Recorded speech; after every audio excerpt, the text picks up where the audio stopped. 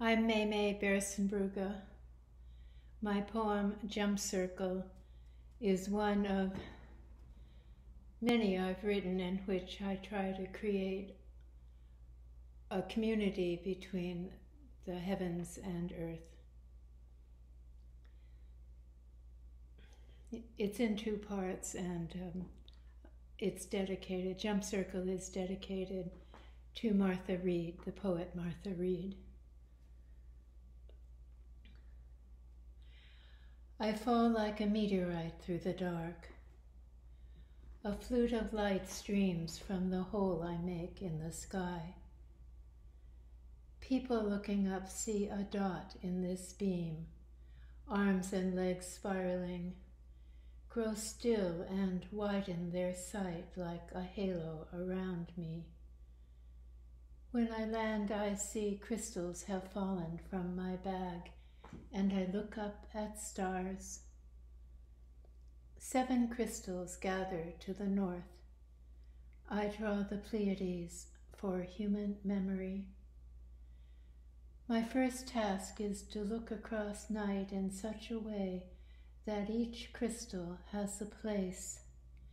This story's both myth and prophecy, just as starlight reaching us already happened. The void, space-time, comes before.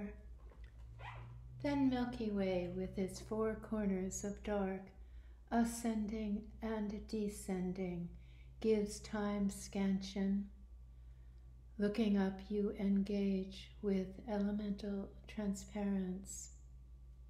Pleiades, light in space-time, distance, suddenly takes the form of being. This state change is intrinsic to experience. It reveals itself by circumstance, what happens. I desired to see how what happens conforms to cycle, place. When our mesa was lit by a flash wherein my wish, rain, fell.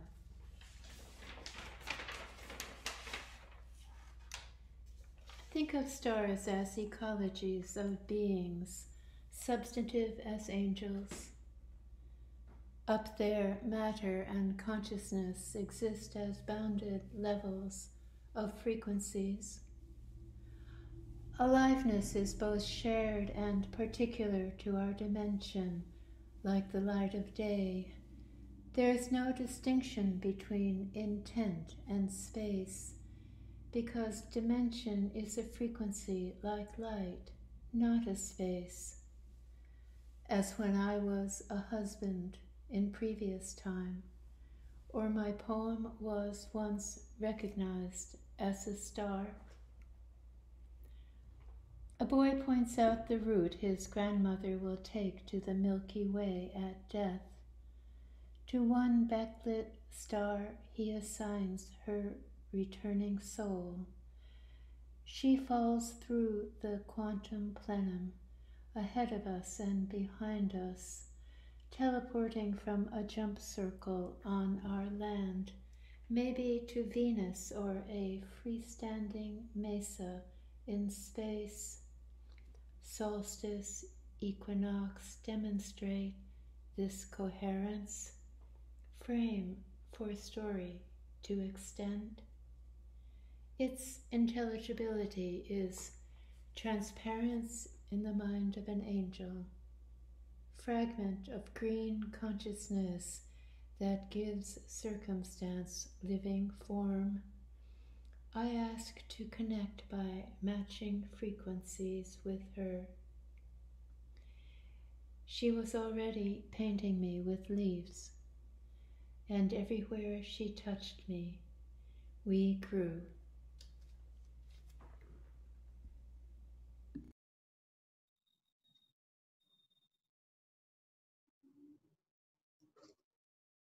Our next reader is Sally Bloomis Dunn. She's the author of Talking Underwater, Second Skin, Galapagos Poems, and Echolocation. She was a finalist for the Nimrod Hardman Pablo Neruda Prize.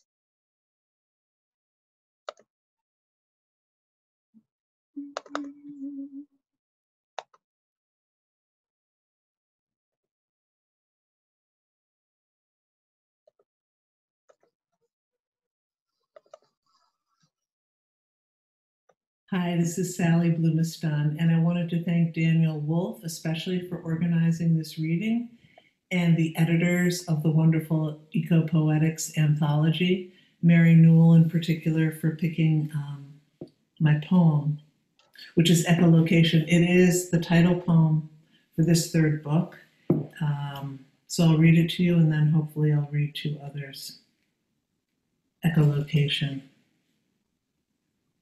The whales can't hear each other calling in the noise-cluttered sea.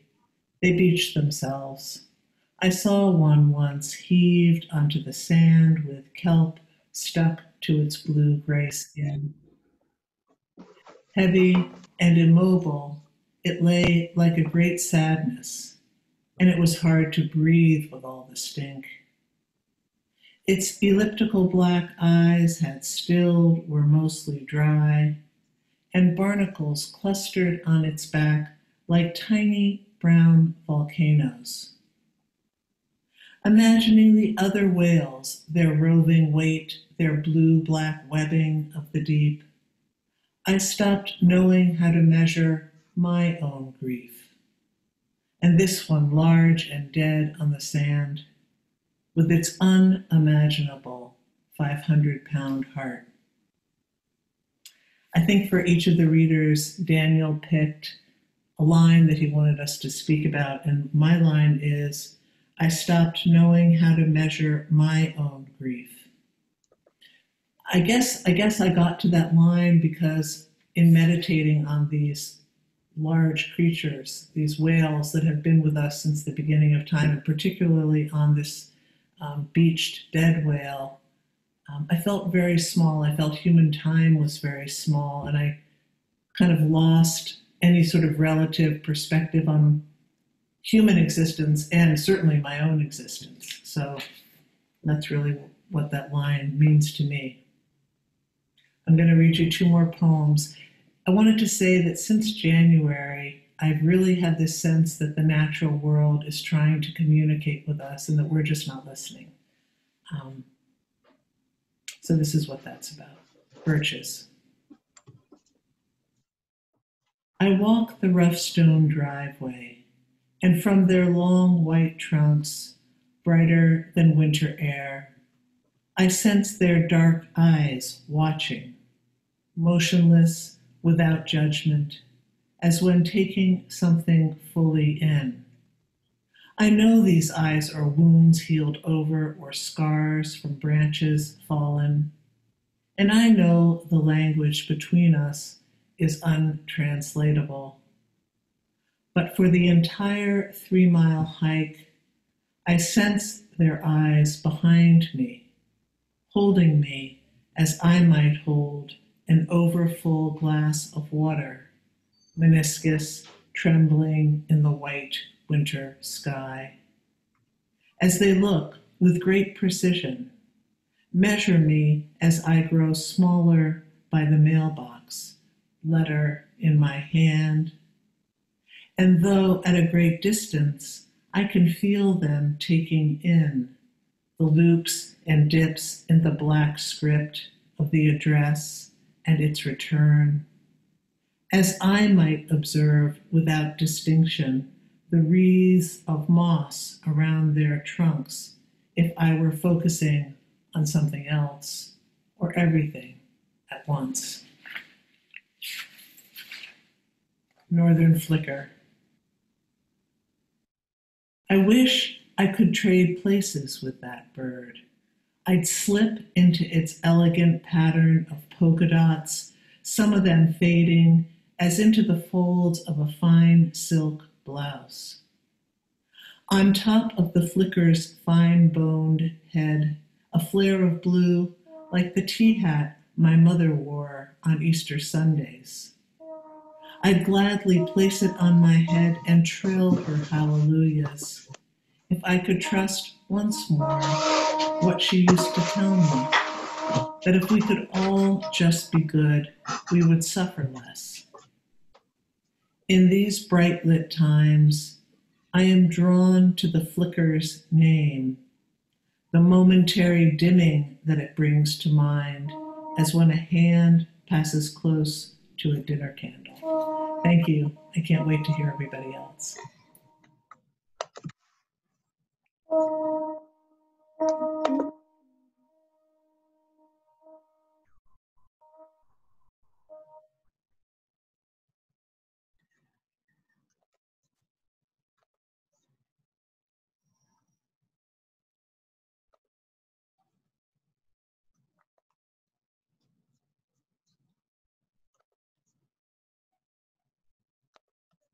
Okay. Our next reader is Cheryl J. Fish. She's the author of Make It Funny, Make It Last from Belladonna, and her poetry collection, Crater and Tower, is forthcoming from Duck Lake Books.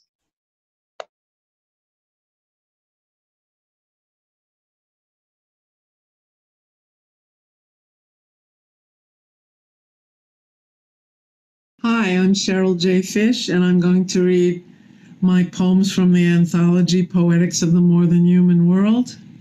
I'd like to thank Daniel Wolfe and the editors of the anthology for including me in this presentation.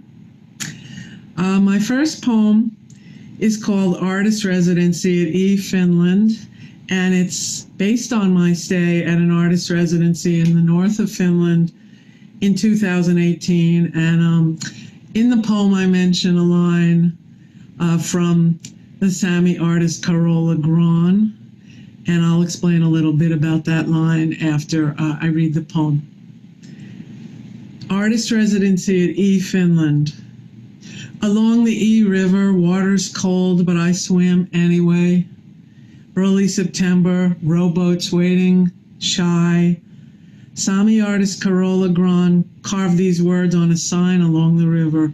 My name is nature, please fuck me. Sana, sculptor of bronze, founder of this residency, lives next door.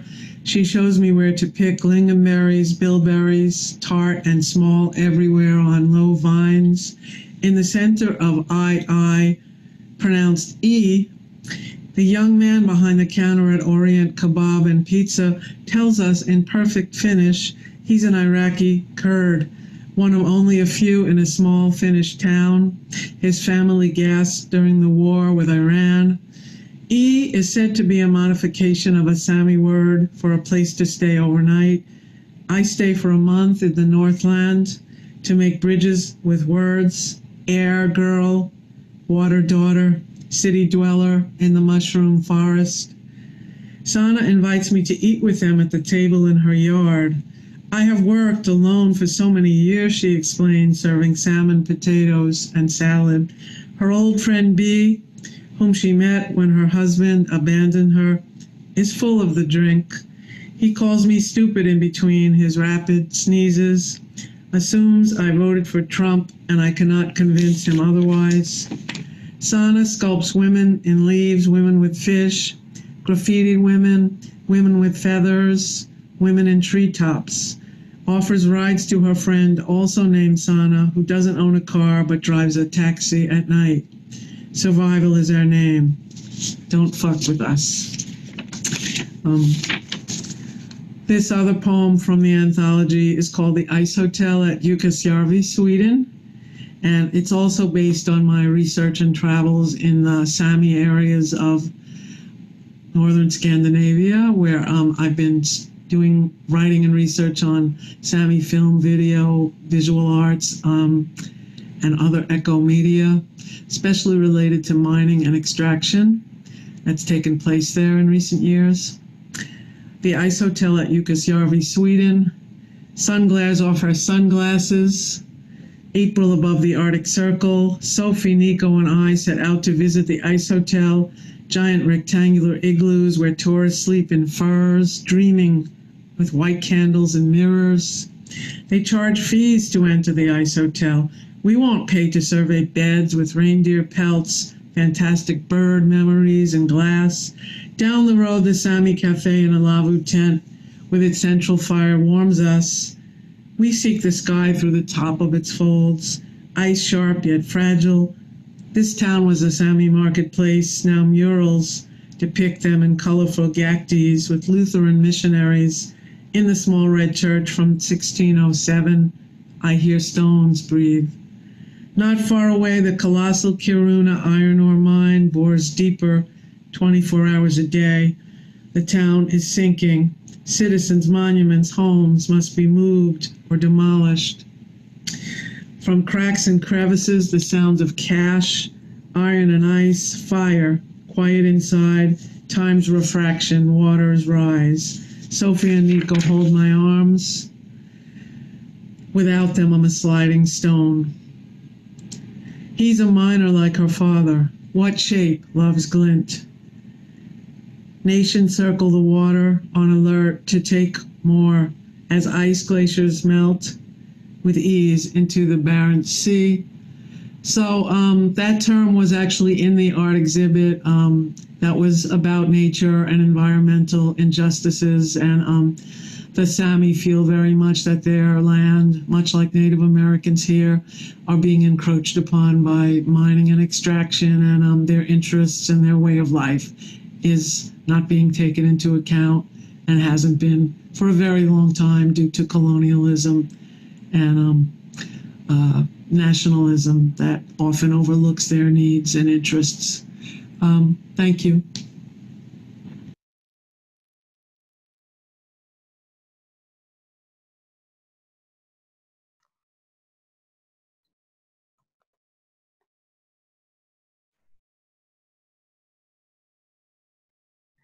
Okay, the next poet is Brenda Ijima. She's the author of 7 full-length collections of poetry and numerous chapbooks and artist books. She's the editor of the Eco Language Reader and of Portable Press at Yo-Yo Labs.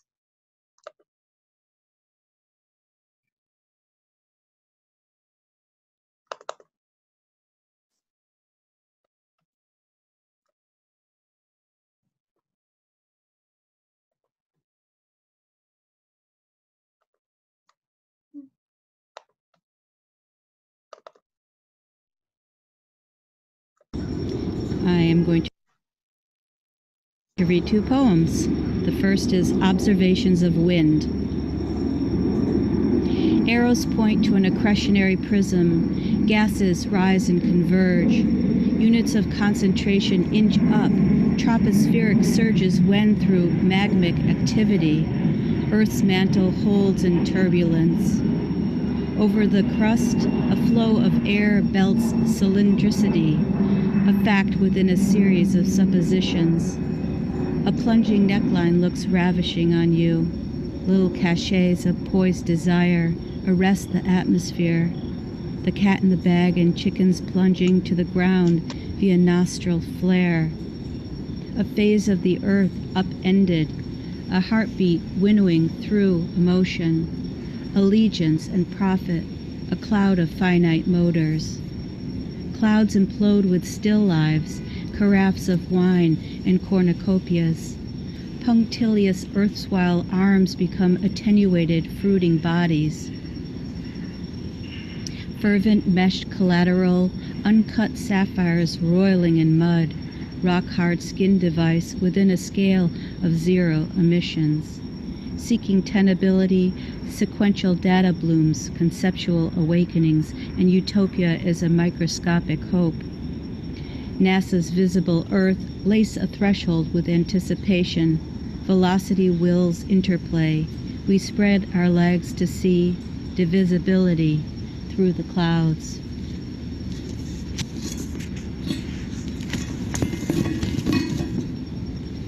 Breathing, consciousness, breathing.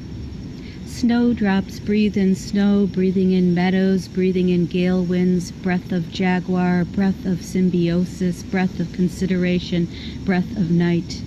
Dreams breathe out night, breathe out lucidity, exhale out-of-body experience, funneling in polar ice caps, ecstatic dancers, annunciation, analog systems. From nostrils and mouths stream the Amazon rainforest, the Blue Ridge Mountains, the Nile, the Mississippi. Inhaled are the Tigris, the Ganges, the Colorado. Release chaos and mystery with breath. Release wonder, release the unconsciousness as an expanse that envelops atmosphere. Collectively respire grasshoppers, toads, lizards, iguanas, pumas, wolves, mice. As a nation holds its breath, a nation crashes into disbelief. Slowly breath is released and dying as the ecosystem stressors build. Species are relaxing out of existence. Today there are energetic tigers. Tomorrow there will be a loss of rhinos, a loss of birds, a loss of insects. CO2 gases are breathed in by flora. Flora expel oxygen in a cycle of reciprocity. How do you know you are alive, breathing, feeling diaphragm and lungs expand and contract? I can't breathe is a call to justice. I can't breathe indicates a system of dire inequity and harm. There is little air in the vaulted imprisonment. There is little light, little comfort. Out of breathness, running for one's life across national boundaries, incarcerated in prisons, breathing in from inside concrete and metal detention centers with no food or water, no rights, time breathes out. We breathe in shattered bodies, objects, objectives. We breathe remains. The oceans are losing oxygen. Marine life is suffocating. Forests breathe oxygenation, breathing out to faunal community. Redwoods breathe in metamorphic rock from millennia dreams. When a baby raccoon breathes, she breathes breezes from breaths of the cicadas. The sand of the Gobi Desert exhales mineral breath in airstreams of circulation. Your exhalation is historically located in the social fabric as tissue and cellular matter. Through a lung of ice, the tundra exudes leeward winds. From inside a sub-oceanic cave, the Milky Way inhales the dog star and Andromeda. A geyser produces the air for mushroom clouds. Breath refuses isolation. Breath is commingled. Entire being is generative of breath.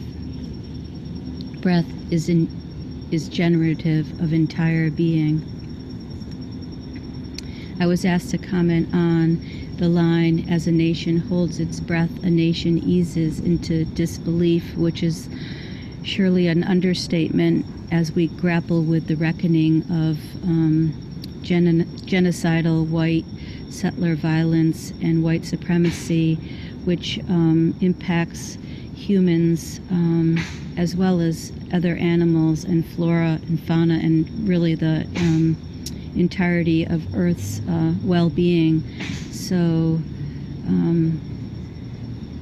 I try to comment on that in the poem, and I try to make strides through activist involvements to make that point clear to anyone who hasn't grappled with those aspects of our living history. Thank you so much.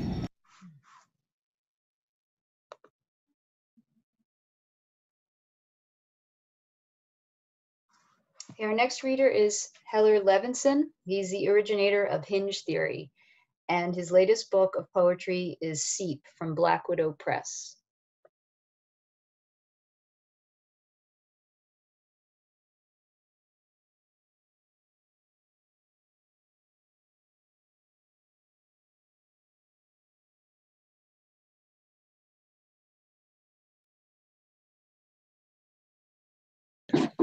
Hello, I'm Heller Levinson, and I want to thank Daniel and the Nyack Library for sponsoring this.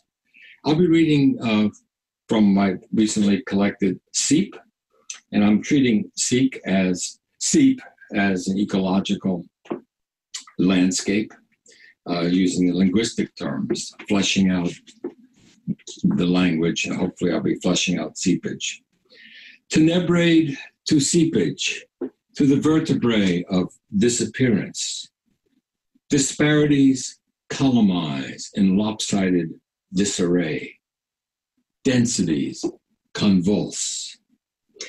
Calibrations formatting the well-heeled wither in inebriate perambulation. From these halls of cirrhotic seance, loams, the first herd, of petals, reminiscence. Next poem is called The Road to Seep Road, which is in the anthology. The Road to Seep Road, concourse, coalition, currency, conduit, concurrence, gear mesh, crank scuttle, rubber, asphalt, bitumen, foot intertangle, intercourse, dollop, frolic, flare. Bumps in the road, from, to, destination, direction, goingness, goal gridded. How much of the way to is loss? Private road, no through traffic. Be prepared to stop. Road work ahead. Privileging traction. Access equals destiny's lamentation. Alternate route. Detour. Curves ahead. Where in the bend is gradation. Puncture to release.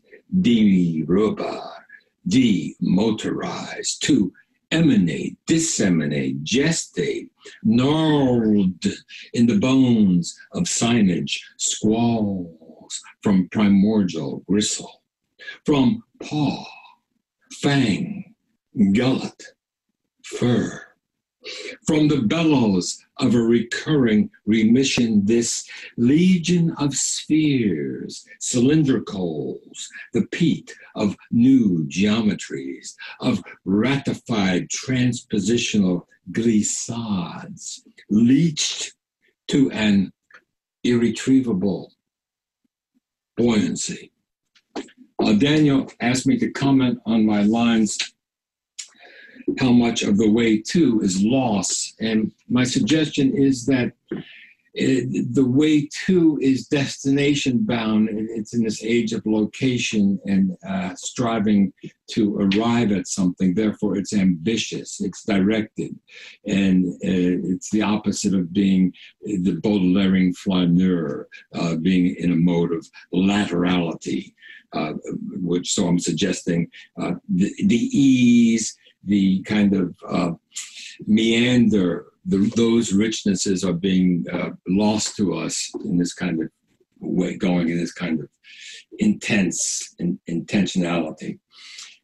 Now, if I'd written how much of the way is lost, I have a very different answer.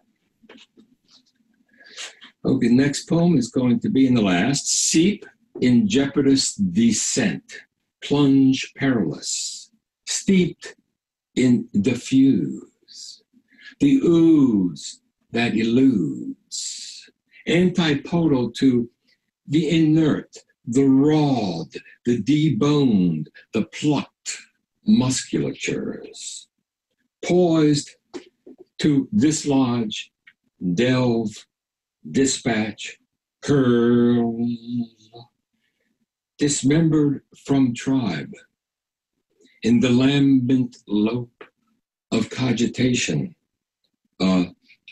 dribble, grails. Thank you very much.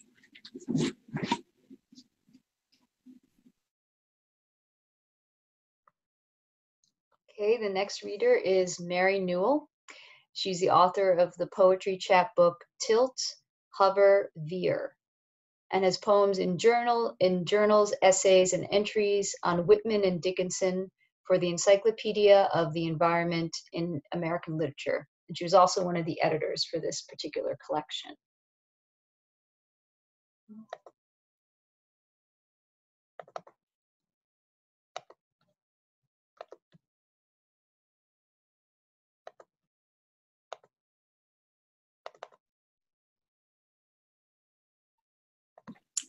Hi, I'm Mary Newell. Thank you to Daniel for inviting us.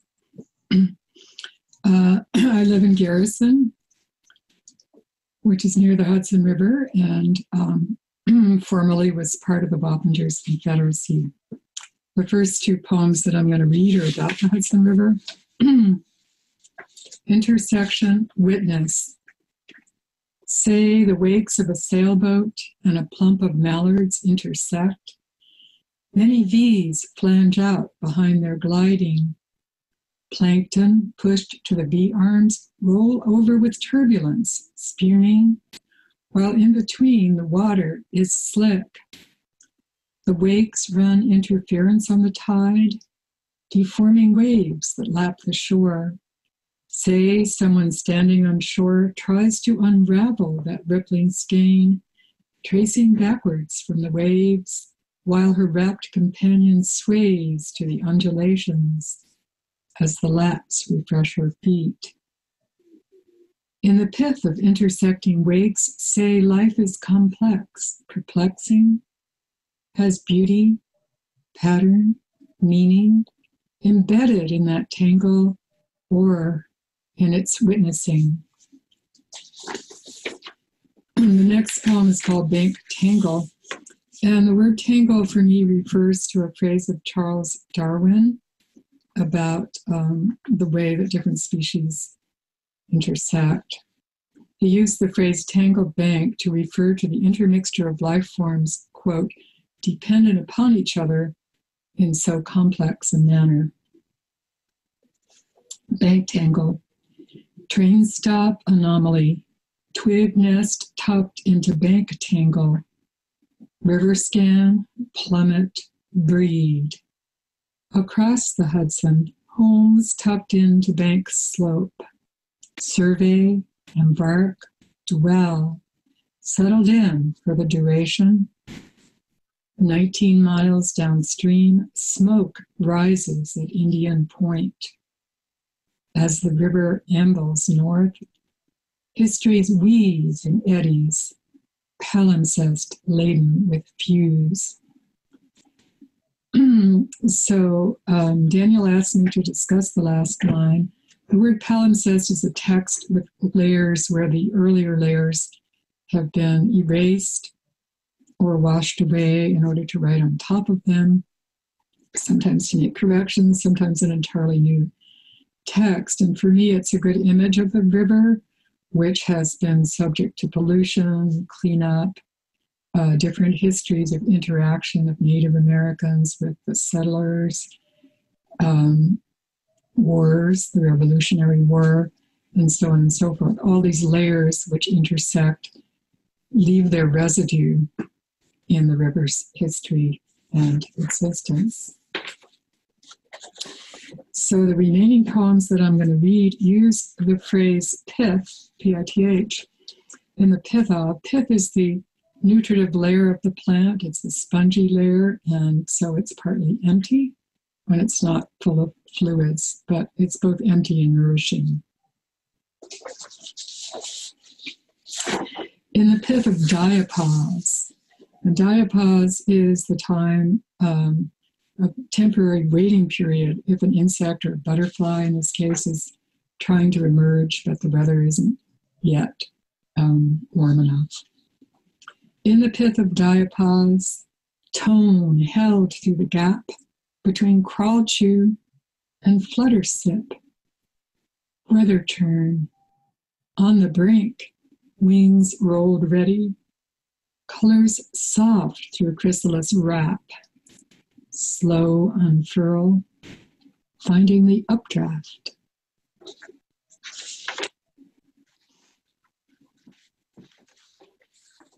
In the pith of attenuation, excruciate at the crossroads, chiasmic tangle, climacteric muddle, Janus pull, cross wires, warp wrap, heed elusive, scale nuance, interval trill, attune, consonance throb, murmuration.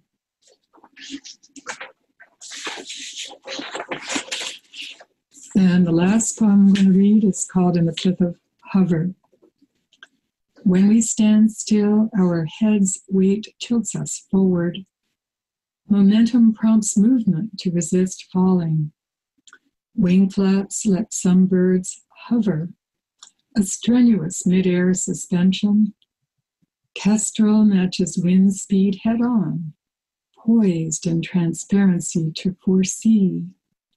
Osprey hangs still to focus on foraging.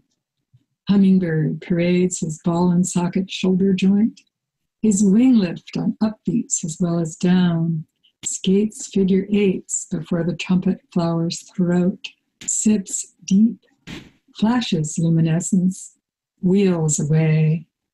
We are left staring at vacancy, sensing wake turbulence, vortex from activated wings. Sometimes we wait alert, thirsty for an intimation, an evanescent summons. Thank you.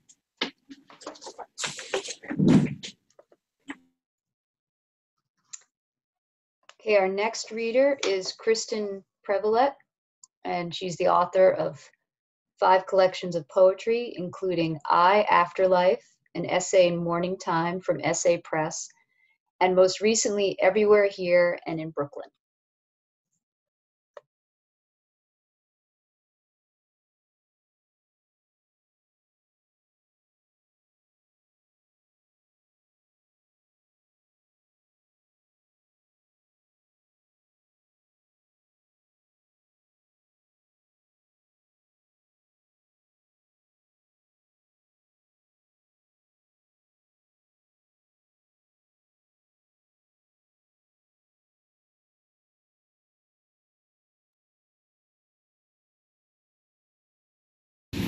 Old human, new consciousness. 1. Is a small land the sea? Is a spill oil? Is growing a fixed condition? Is toxic frolicking dump? Is birds breathing oblivious? Is shade tree? Is canopy light green? Is vines twist skinny? Is daylight still in bed? 1.2. Around the foliage to empty, between is matter, beneath the forest.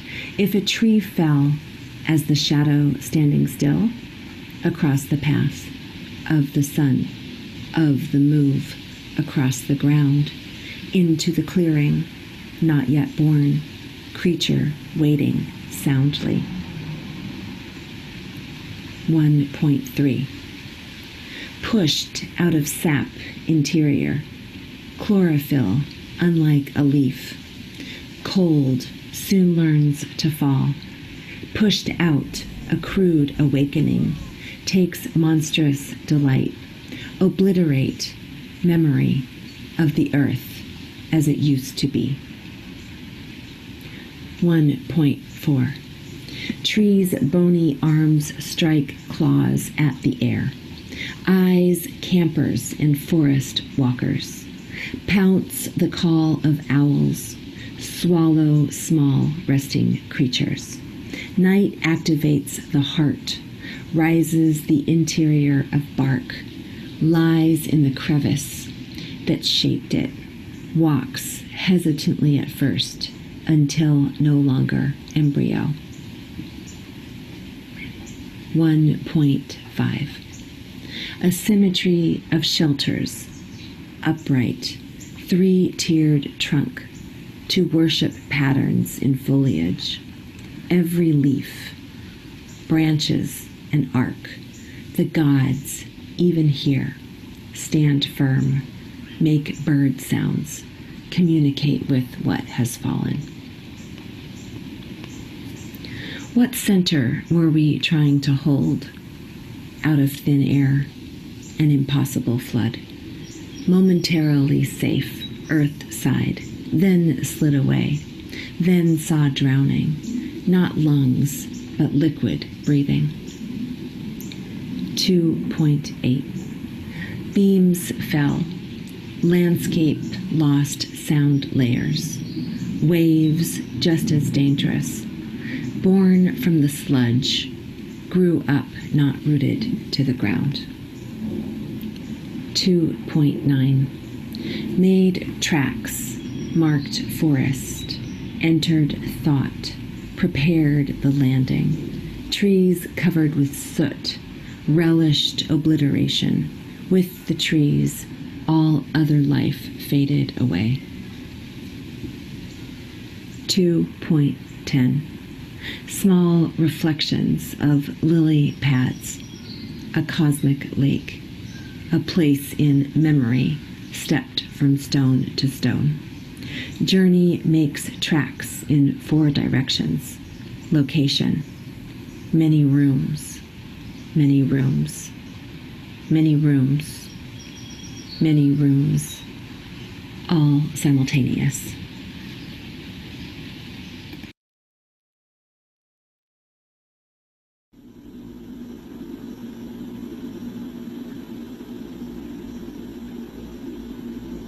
Like Must be all the all day time. long. Yeah. I can only imagine. But you're back in the office now, you were saying? No, well, no, I haven't.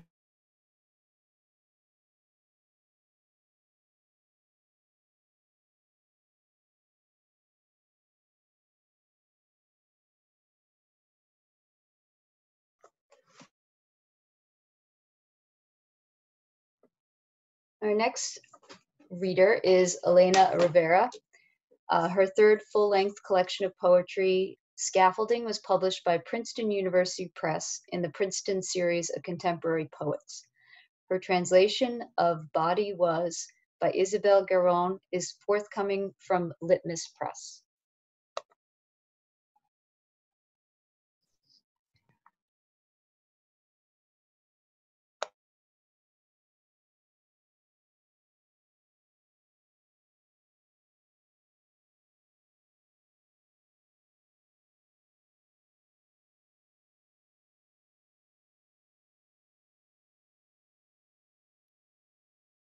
My name is Elena Rivera, and I'm going to be reading 2 poems for you today. The first is one of the 3 poems that I translated from Bernard Noël. His poems, Le Chemin d'Encre, in English, The Ink's Path. And I'm going to be reading sequence 6, number 3.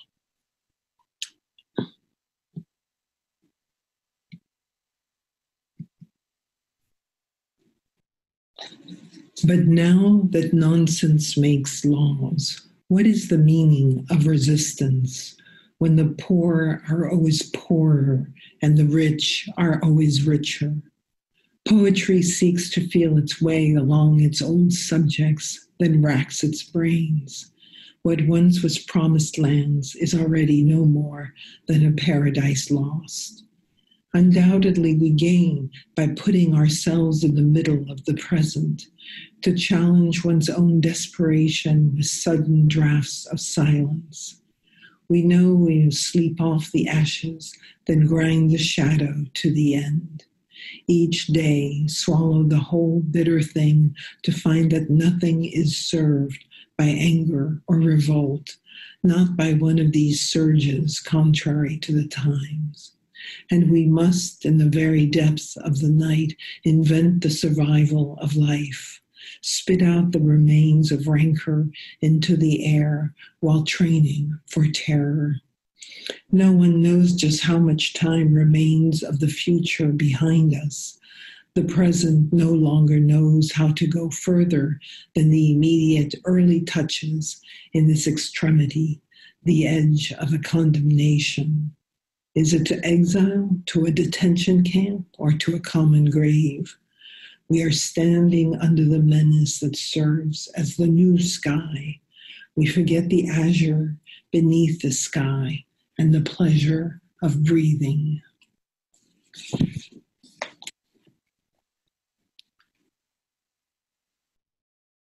And the second poem that I will read is one of 3, one of my own. This one is called Touch of Water, and it's after the artist Olafur Eliasson.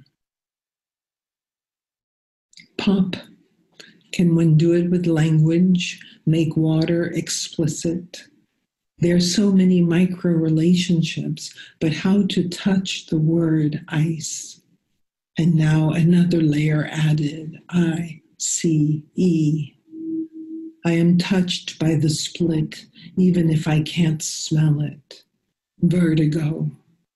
A circle, air, the difference between thinking about it and touching, like a compass of sound echoing in the mind. The intimacy of I, me, and the possessive use of mine. How did we get there? What does it mean to be moved? Feet in sand, on rock, asphalt, concrete, to be touched.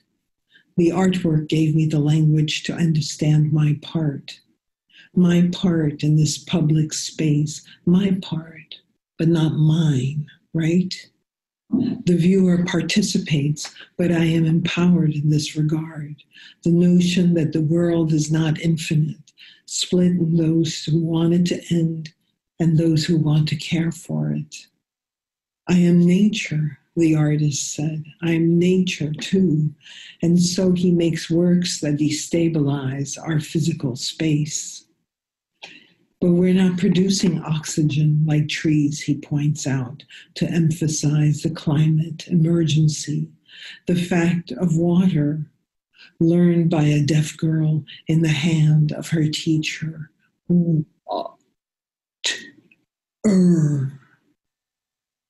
How can we navigate our way? Is it about how things were done or how things can change in the future? The future is daring if we invent it and pay attention to the touch of water, earth, air, paying attention to our gestures, even if we are only weeds, listening to ice melt. Pop.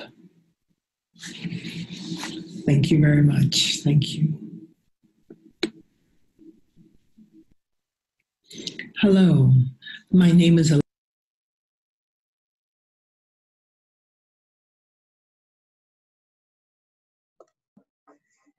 Okay, Stephanie Strickland's 10 books of poetry include How the Universe is Made, Poems New and Selected, and Ringing the Changes, a code-generated project for print based on the ancient art of tower bell ringing.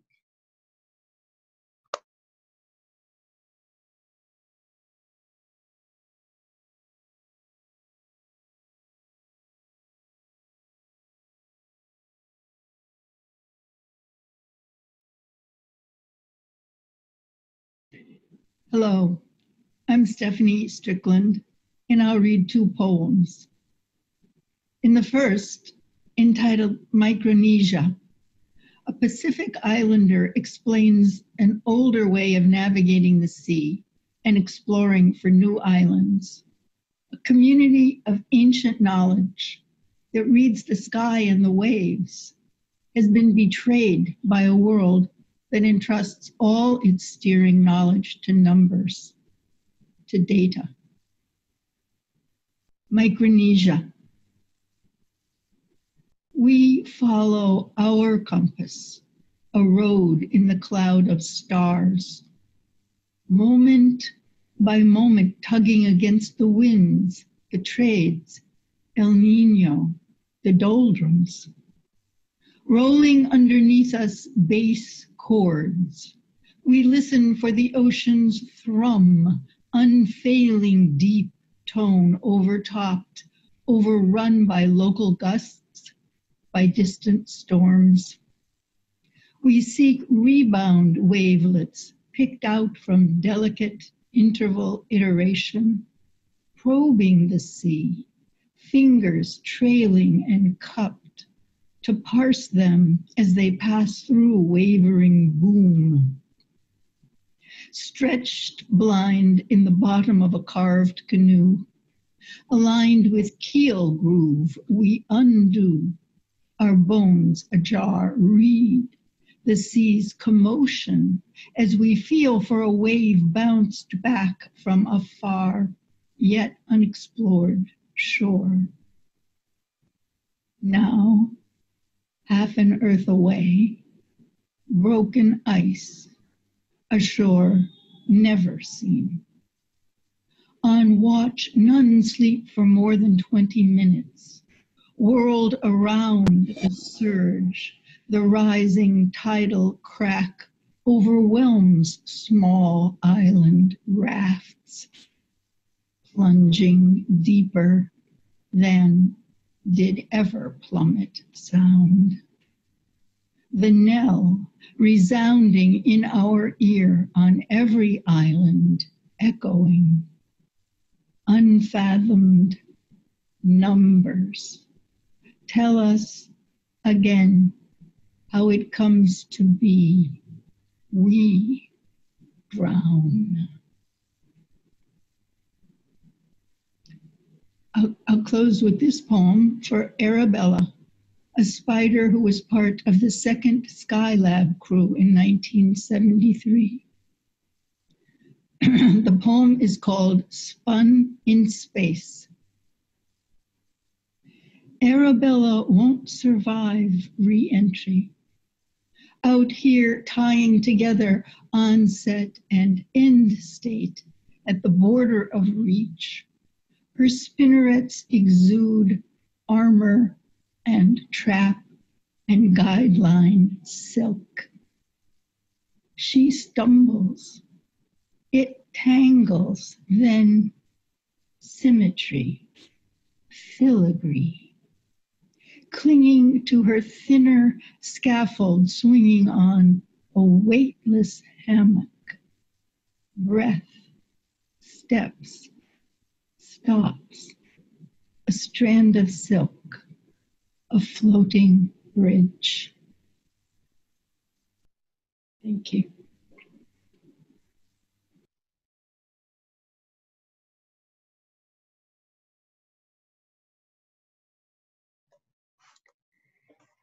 Edwin Torres is the author of 10 books of poetry, including Ameriscopia from the University of Arizona Press, and editor of The Body in Language, an Anthology from Counterpath Press.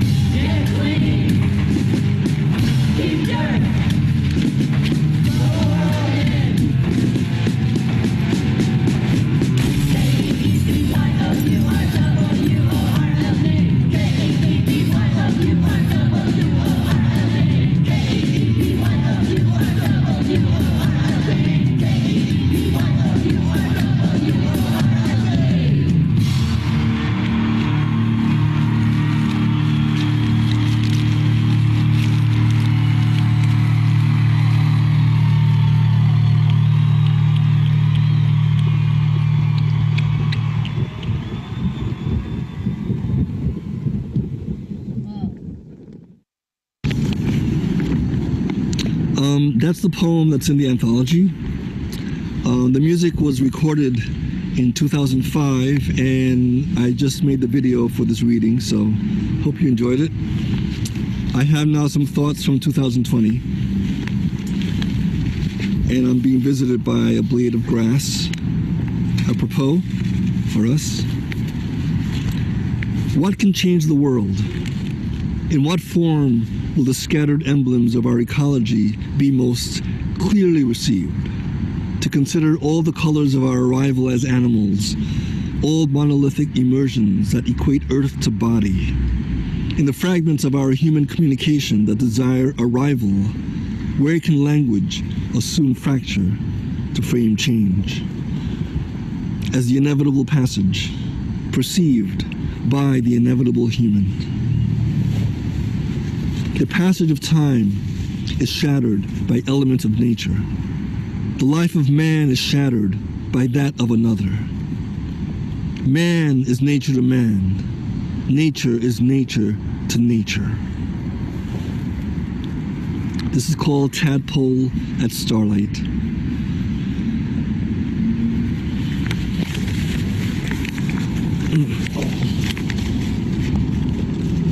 A small infinity has appeared on the crest of ignition.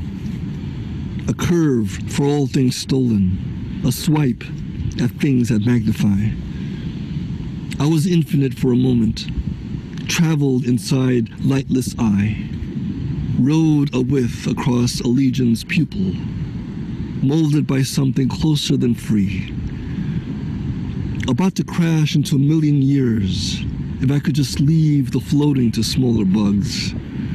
My fingers now closed, my eyes hovering over my keys, over each letter. My frogs looking to land on soft ground. That's all we want, isn't it? A launch pad over stellar indications of messy instability? Or maybe a drain to edit, to take the universal out of in, for all things balanced on lunar surf. The circumstance of delicate cognition telegraphs a step. Let me go up to you, now warm in the place I remember and tired. Do you know how, you ask? Your answer, the one I start with. Thank you. Be well. In our ever-unfolding eco-oasis.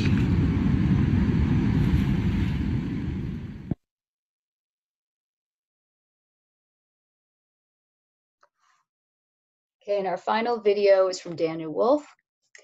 His poetry has appeared in the Paris Review, APR, Raritan, among others.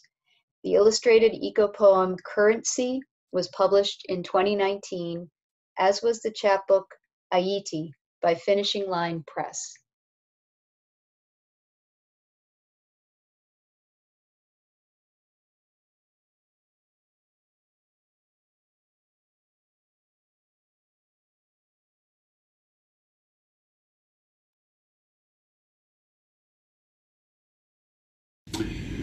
Evolution of a Silhouette came out of a collaboration with Donna Dennis, the artist, and I'm going to use some of her watercolors to illustrate it.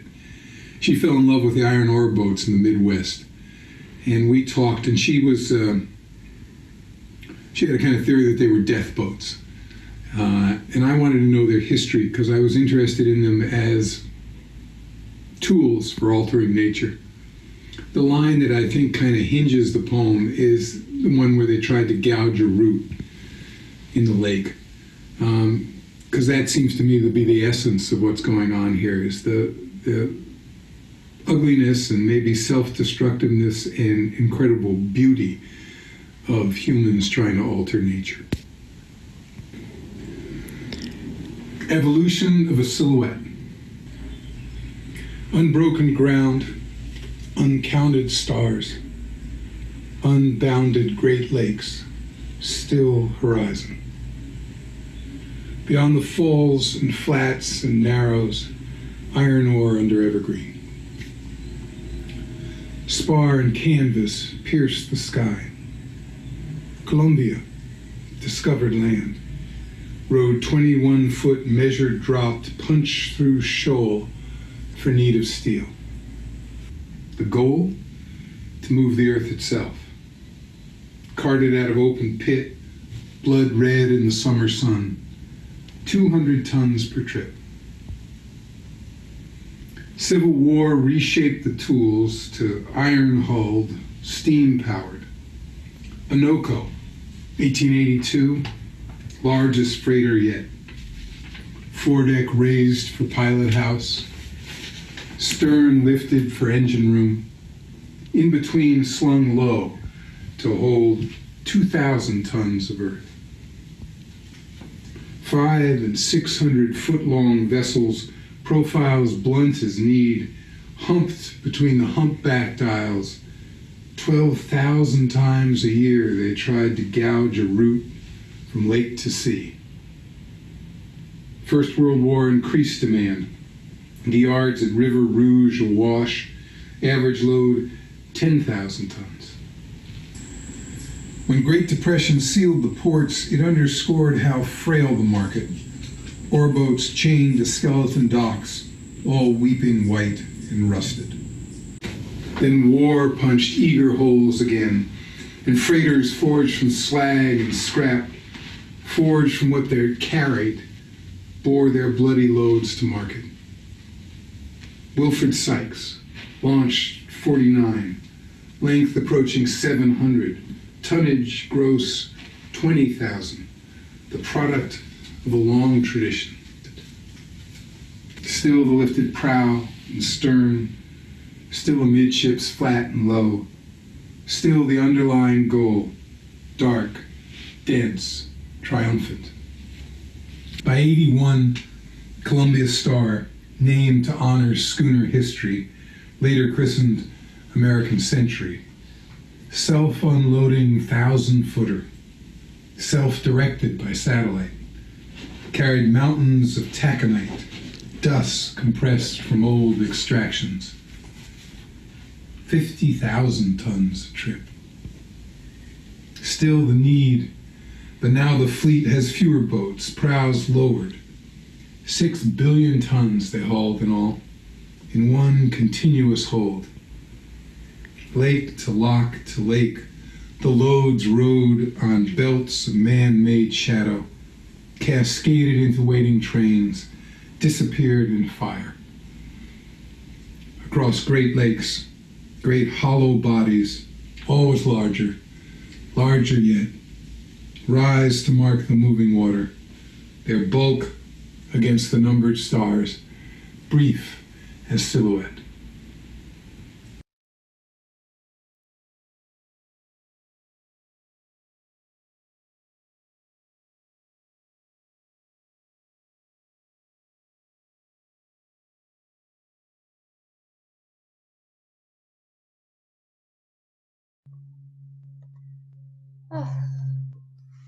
Okay.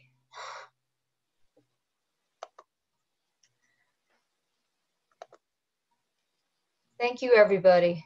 That was great. You can unmute yourselves. Let me unmute everybody. All right. I just unmuted everyone.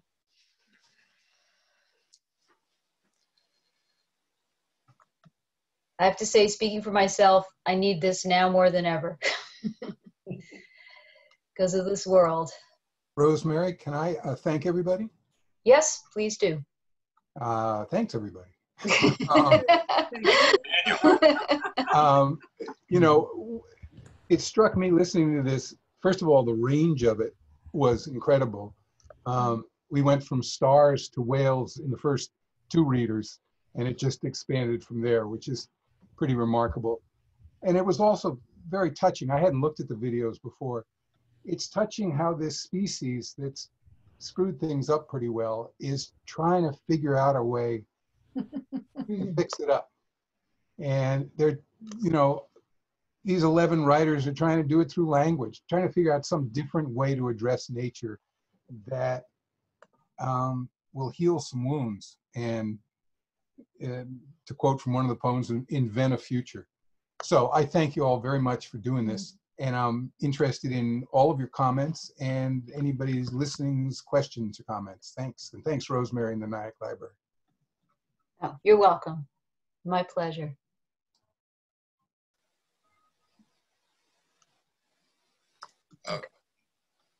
Other comments?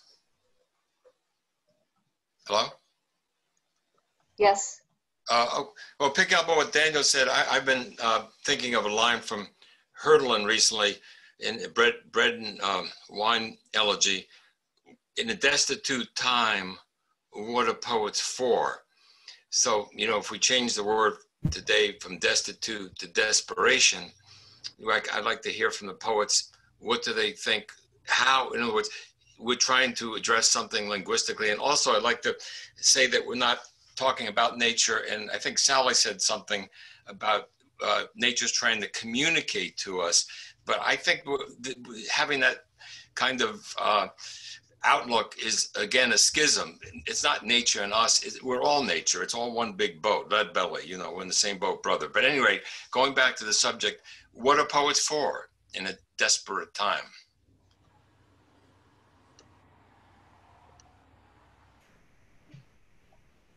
Anybody? Well, Hurtland's answer was to trace the fugitive gods, but that's perhaps abstract today. So maybe you want to use that as a pivot. I have a thought about that, especially after last night's beautiful show on TV.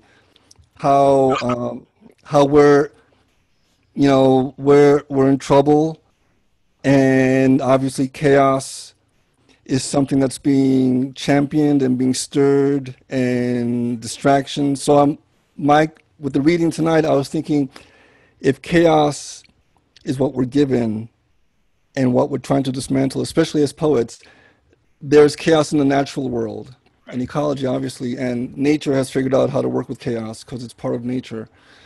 Is there a way that we can learn from the chaos in nature to address the chaos that we're in, to sort of, I guess, to affect change, to really make a change, in November? How do you change so many people who think one way and thrive off chaos?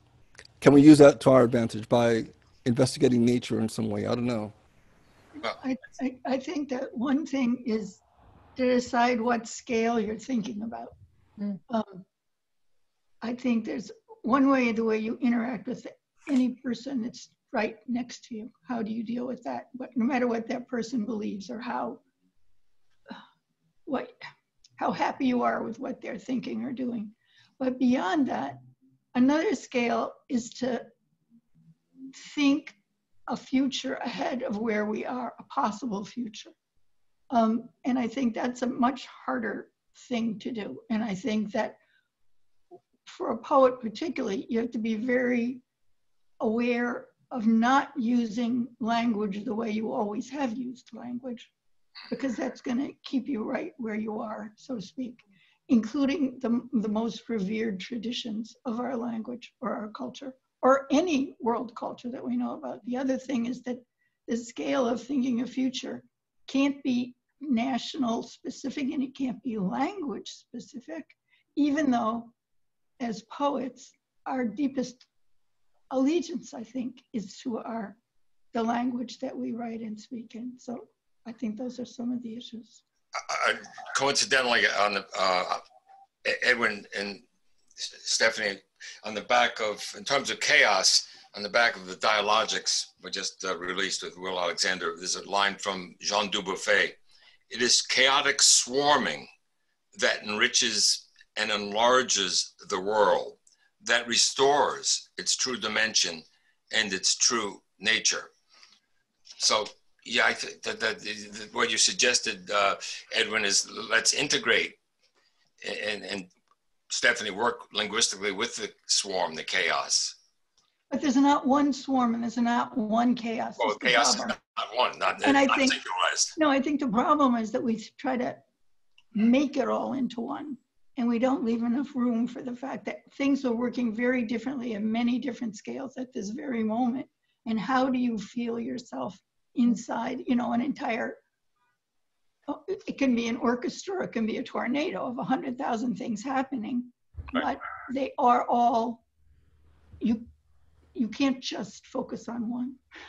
Stephanie, when you mentioned about the person that you're next to, I thought of weeds and how weeds in nature replicate their neighboring plant to take them over, and there's a weird, interesting parallel there that's that maybe goes to a beyond language.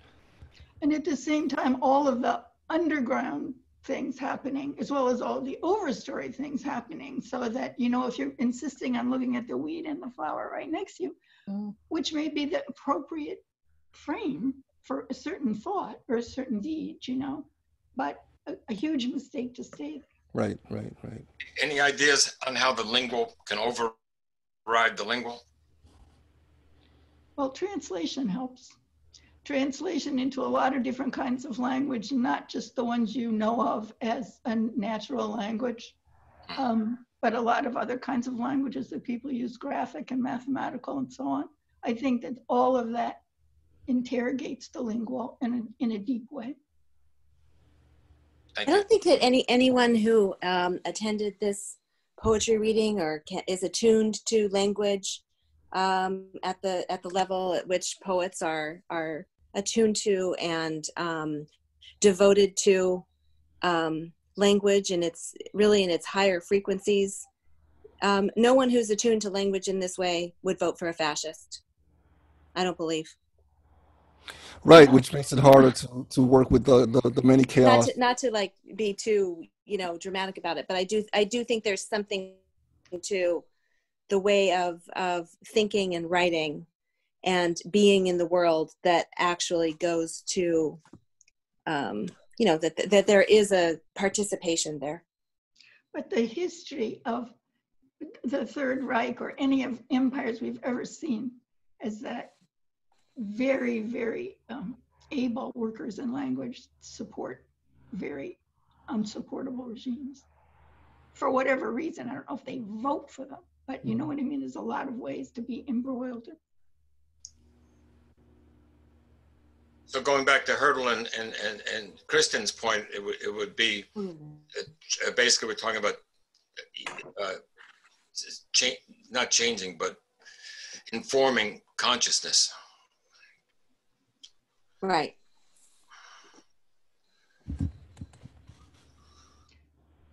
If that makes us say that everybody that disagrees with us has an impaired form of consciousness, I don't think we will ever reach with our speech those people in order to make a world together with them. Which leaves us where? I think that it's you know, there's people that have left those sort of fascistic cult things, and they understand the appeal, and they understand what they had to do to leave, and they understand what's a useful way to talk to them. And essentially nobody's talking that way now. I mean, you know, we have just, for 4 years, we've done nothing but, you know, take a partisan position and attack each other at that level. If we're going to talk about the political level, which right.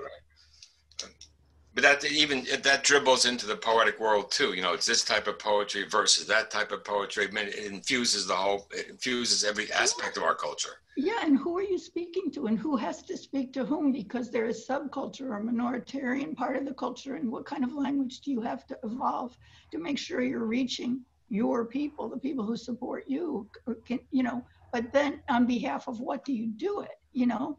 I mean, the Black Lives Matter and that kind of thing, do you know, it's like if there weren't that promise, however, never honored in our founding documents, you know, that people should have an equal share.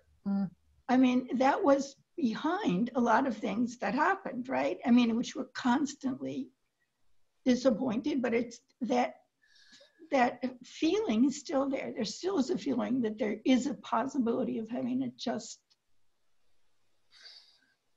way of organizing people. Never has one seen it in, you know, in the Greeks came to their ideas of democracy exactly at the same time that they took up slavery.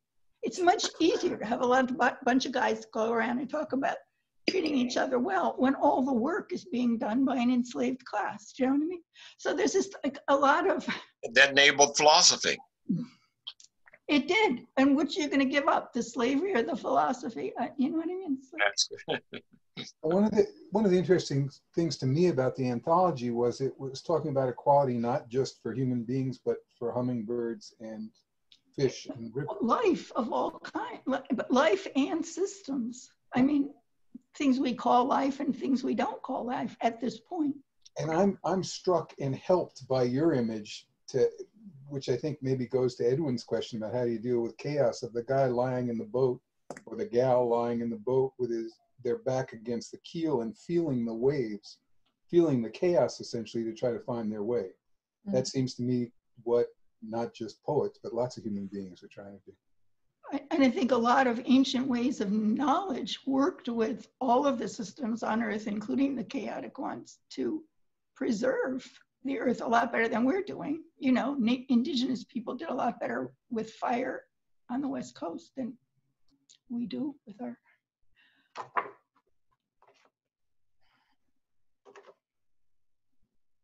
So much of the work tonight was, and in the anthology, is about our affirmation as humans, and you know, with language, of course, but just like to know that we are connected, you know, with all human, with all living things. To Kristen's point, we know that. How do we bring that outside of the sphere? How do we kind of like perpetuate what seems reasonable to us, to I don't know, to the outside world? I mean, and then as Stephanie's saying, well, their language is as valid to them as ours is to us. So there's just this kind of point where like how are we able to use our inherent value of our own humanity to reach across the aisle or something, or to kind of like get other people to think in the same way. It seems like such a difficult, almost impossible task. The whole title, this more than human, are we taking that seriously or not, right? I mean, it's not just a humanistic, I thought the point was that it wasn't just a humanistic endeavor, right? That there was some sense of trying to think with rivers, with energy systems, right, with other people that ever lived here, ever, and what was left, and what all this palimpsestic kind of a universe that we're faced with at this point. And all of our knowledge does nothing more but gives even more layers. Do you know? I mean, in my lifetime, when I was born, nobody had a thought of what the beginning of the universe was. Do you know? I mean, this is all very recent knowledge that we can even think about such things, actually naming the age of the universe and that kind of thing, right?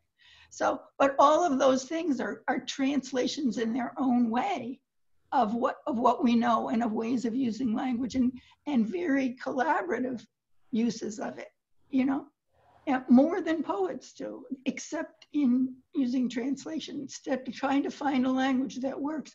And code switching, right? Everybody has to do a lot of code switching these days, right? And maybe we need to take that more seriously. Maybe that is an ethical imperative, right? It's code switching. Code switching, yeah. You know, you talk to your, which is what Black scholars and so on talk about. You have to know how to talk when you're around white people. You have to know how to when you're around people of a certain class. You have to know how to talk to people with certain technical understandings. You have to know how to talk when you're dealing with theater people. In other words, there's every one of those.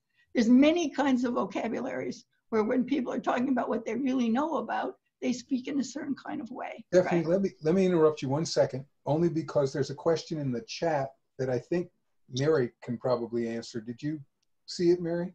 Not yet. From Jennifer, how do the histories of interaction that Mary spoke of, which leaves their residue in the river Hudson, become integrated with the lingual, or affect the summons to both embrace and go beyond perhaps what is river? Is language a viable intermixture? Well, I mean, I'm not going to try to answer that, but certainly we can discuss it. I think it's worth discussing. What I was thinking about just while you were speaking was that the very structure of our language, not just our vocabulary, buys us into certain ways of looking at reality. For instance, sequential view of time. You know, there are Native American cultures. There's a wonderful writing by Leslie Silko that everyone should read. I think it's called The Landscape. I can't think of the name offhand, but I'll think of it and send it to you. There are views of time which are spatialized, where the past is still here. You pass a mountain or a hill, and it has history for you. It has personal history and communal history. And so things are linked together in a kind of way where you can't just walk past them. Whereas we think of the past and the back, we can't walk past them and forget them. And, you know, if you've ever walked down a sidewalk and see someone throw their gum wrapper behind them, you know, and forget that they did that immediately because it's out of sight, this goes along with this sort of whole capitalist aggressive acquisitional worldview. You know, it's no longer enough to have whatever the goals were of 2 generations ago, a little house and a car in the garage. Now you have to have this kind of car and that kind of boots and, you know, 37 brands of whatever. So the basic structure of the language and our thought patterns are connected with the way we've allowed the world around us to develop. And even if we are resistful, you know, there are moments when one buys into that somehow. At least that's what I see. So I think the recreation of a language, as has been spoken about, is really important. And through listening, you know, to get back to the river, since we're talking about the river, to listen to the currents of water, of air. You know, one of the things we noticed here with COVID was how the birds became happier. I mean, that's a total projection, but they became, they spoke more, you know, they vocalized more, they filled up the space more comfortably. You know, we could have our theories. There was less car noise, people were not going around, there was less fumes. But, you know, the way that everything is connected to everything else in the world, in our immediate world, as well as Stephanie was saying, in all the ranges of space and time in all directions, you know, to just begin listening to some of these currents, whatever the ones are, they're available or interesting to us, I think. You know, I became interested in trying to study fluids like the river because I saw that my mind had been formed in this kind of static way with categories and everything. And it can be very useful for certain kinds of accounting and so forth, but for actually understanding reality, it's pretty limited, you know? So I think there are many different ways of trying, but I think listening beyond the human is certainly one way that is important.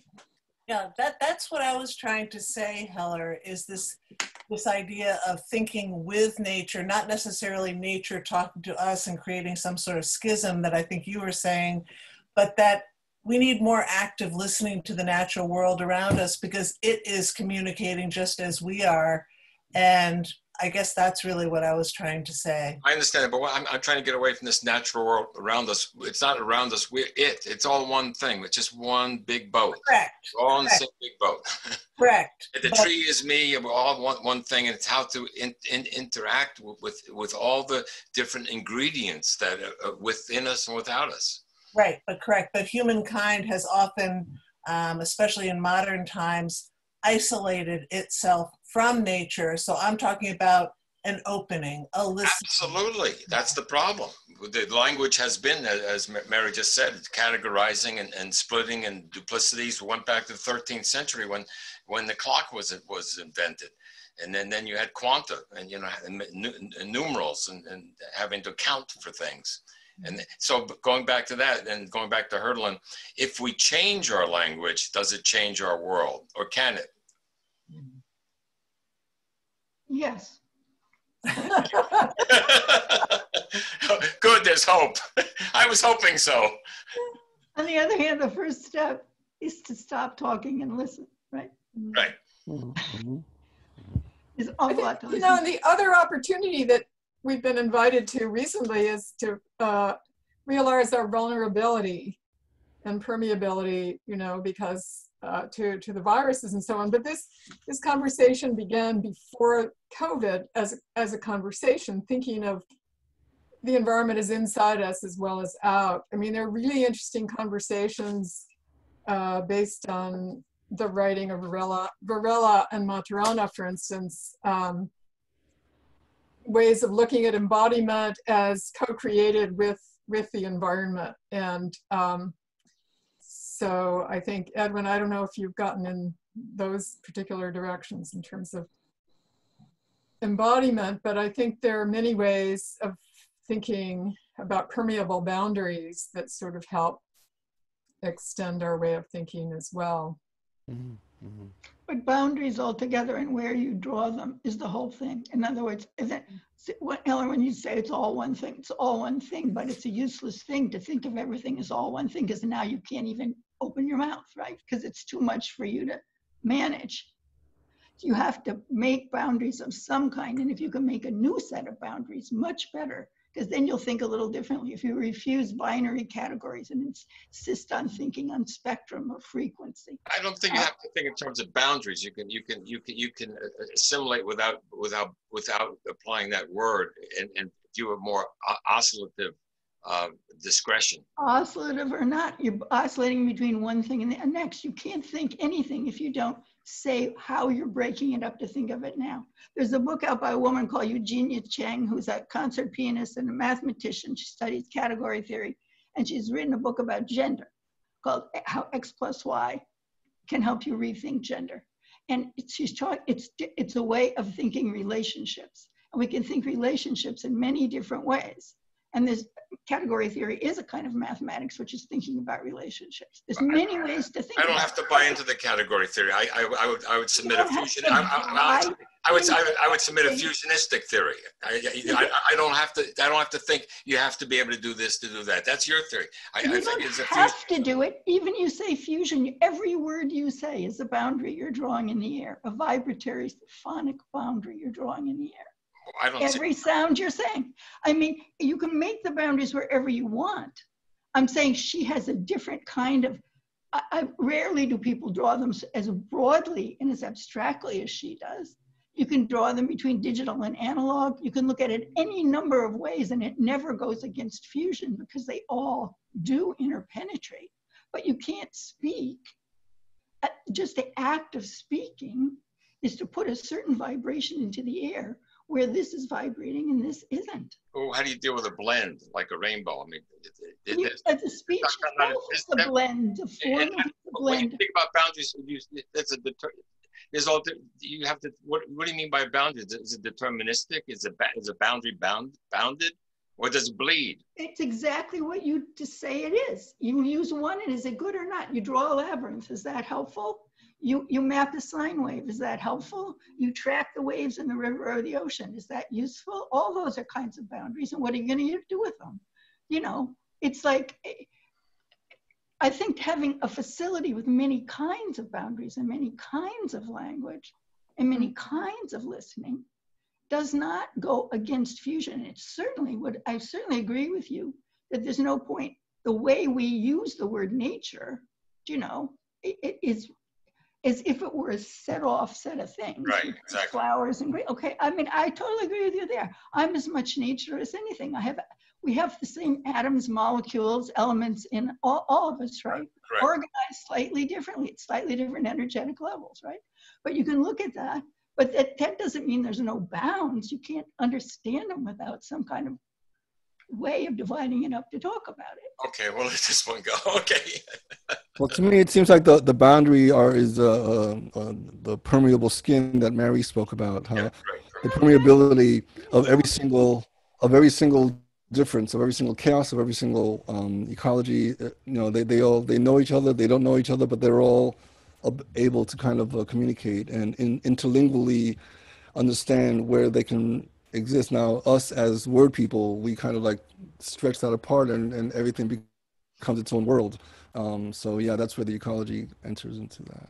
But especially like with your video, you know, with all the, I think that was a car wash thing or something, right? You know, so my physical sense and memory about being in such a thing and the enclosure of it and claustrophobic, yes, all of that way beyond linguistic, right?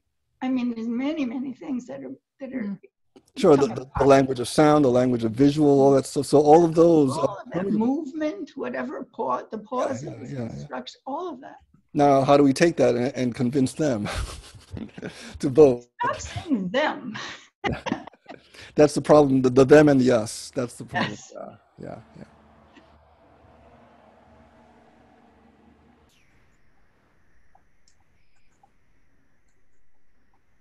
Well, I think it would be worth having a conversation about the affective register of writing. You know, I've noticed in some contemporary poetry that people who still write about personal experiences, that everything has to be really extreme and spoken of in a very exaggerated way. And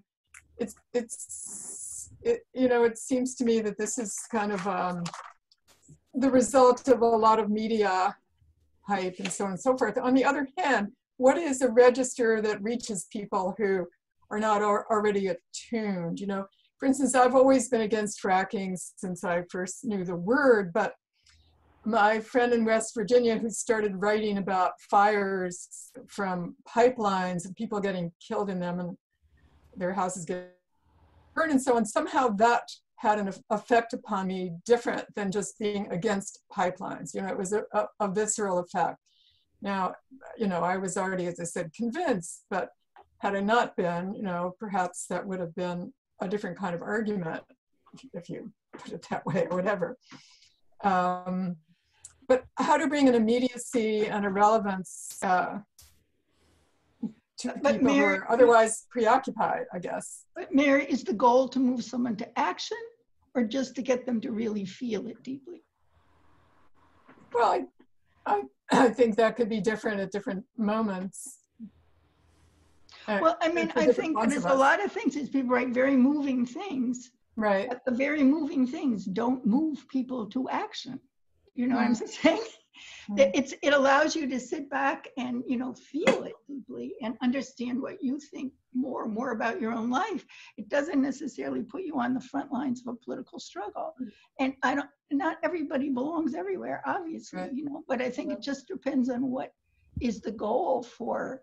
I don't think all poems have the same goal. I don't think all language does. I don't think folk stories and rituals and prayers and songs have the same, you know, they are more, you know, strikers songs and people that work in the fields, that kind of song that has a different kind of effect on the body and it moves in a different way, right? You know, so we just inherited this highly individualistic, expressive, whatever kind of thing since the 19th century. Even in the 18th century, it wasn't like that. You know, it was a much more common voice, right? In poems, right? So I think it all depends on what you hope is the outcome. And I don't know that most of us sit down to write with that in mind. You know what I mean? I think we're moved to write, we're moved to speak. And I don't know about you, but I know better after I do it than before I do it. You know what I mean? I kind of learn what I think after I write. I don't say, oh, I think this is what I should write, and so on. Goes back to Hurdland, Stephanie. So what is the poet for in a destitute time? Is it for anything? It's for exactly what everyone else is for. I think it's a huge mistake. Language is something we all have. You know, it's not like you have some special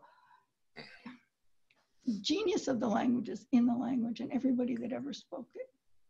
And if you can make language more understandable and across different kinds of modalities and all, I think that's something that a poet or a language worker could be concerned with, or getting very good at communicating with a certain kind of person or a certain kind of thing, you know. But I don't think it's a special, it's not a role different than anybody. It's an obligation that comes from having language. And language, you know, it's a mixed blessing, right? Because it confuses as much. I mean, look at the debates, right?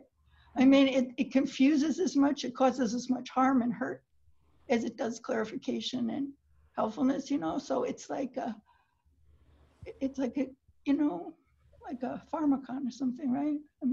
Brenda brings up something in the chat. Brenda, is your mic not working? She brings up something interesting about the power, how power defines and draws boundaries, which is kind of getting at the root of what we talked about, the permeability of our different existences and all the different bits of living and humanity or non-humanity. And she's right, there's the calibrating the dominating channels of communication and perception is what she writes.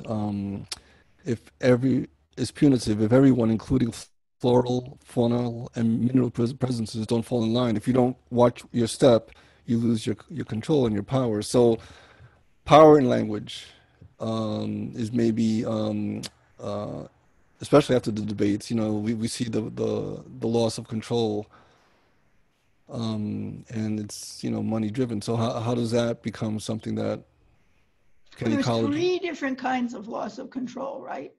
The moderators, the presidents, and Biden's, right? I thought they each lost control in a completely different way. Let's not talk about that. Yes, thank you. Yeah, let's not bring that night back. You brought that up, Ed. I actually have to go. It's very enjoyable hearing all of your poems in particular and having. Thank you, Stephanie. Thank you very much. I have to leave Thank also, you. guys. Thank you. Yeah, same Great. here, actually. Okay. Daniel, do you have any last words for us?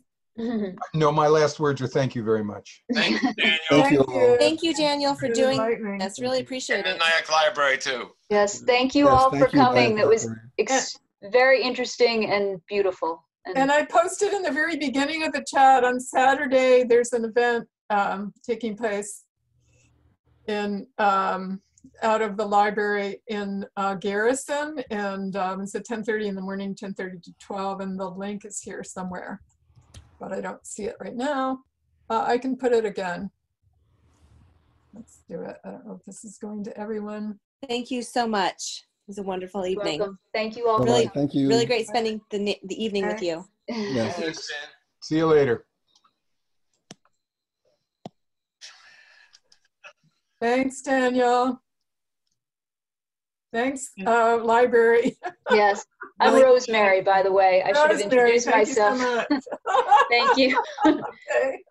Thank you very much. Yeah. Okay. Thanks to everyone. It was great to hear everyone. Yes. Get out of here.